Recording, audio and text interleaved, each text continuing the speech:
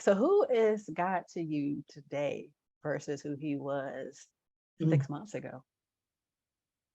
mm. Whew, that's a that's a good question. That's a really good question. Um, whew, he requires complete surrender. Mm, Complete surrender. And it goes with um the glory, mm, if that makes any sense. Sorry.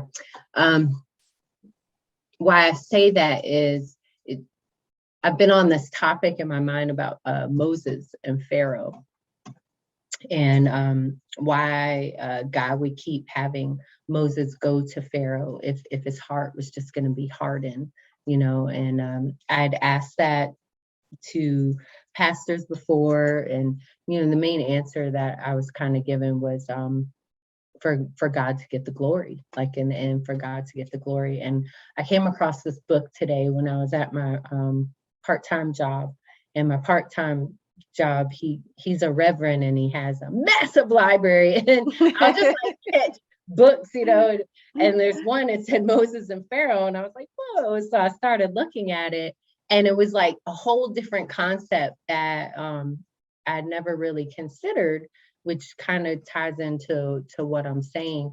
And mhm, it was talking about surrender, where neither side was willing to back down from the other. And if any of them did, it just would prove that the other side had the sovereignty. So if Pharaoh was going to give in, then that was going to prove that the God of Moses was the God, and the other side of it too. And it just really made me just, and it said at the end, like, pretty much that it comes down to surrender at the end of the day. Who are you going to completely surrender to? Because it's one or the other. So who are you surrendering to? It's either going to be God and or Satan, because he wants it all. He wants it yeah. all.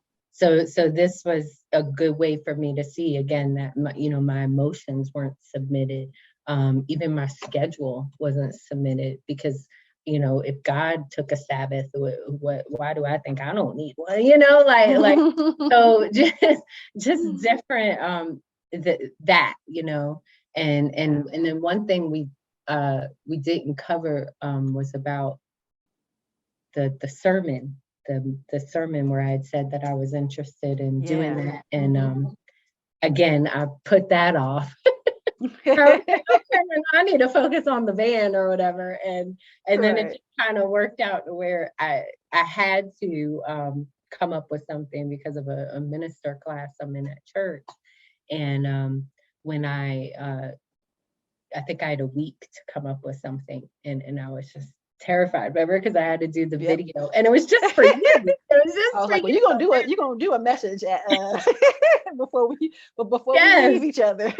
yeah, yeah. But then just seeing how God moved even in that week, because I was so worried before about how to form one and how to get it. It just seemed like such a big thing, but at the end of the day, when I put God first and I surrendered to him and I took that time out, and because I had that message that I felt like he gave me years ago, but I was like, no, what's God wanting me to say today? And I took the time and I sought him, and I actually heard from him, and then as I searched out what I heard him say, to write the message, I just saw how each of the pieces just came together, and it just like Mm, blew my mind how, mm. you know, just just when you think like you've experienced all you could of God, like Right. here he comes again, just blowing your mind even more. And even though it's like you want to take control and you feel like you're in control, like God is in control. Whether you want Amen. to give it to him or not, he's in control.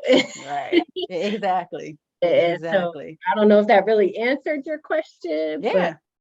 just the sovereignty, just Mm, just really realizing more of the sovereignty of God. yes. Yes. Amen and amen. Mhm. Shoot. Mhm.